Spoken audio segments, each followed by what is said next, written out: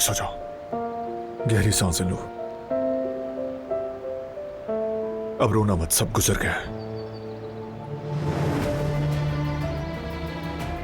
तुम मुझसे बहुत नाराज हो।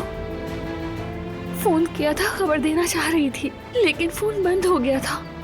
मुझे नहीं पता था कि ऐसा कुछ हो जाएगा, वरना मैं नहीं जाती।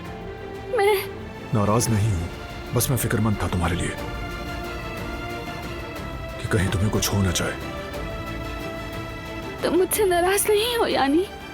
नाराजगी नहीं है ये, हिफाजत का जज्बा है। अगर नाराज हूं तो इसी वजह से।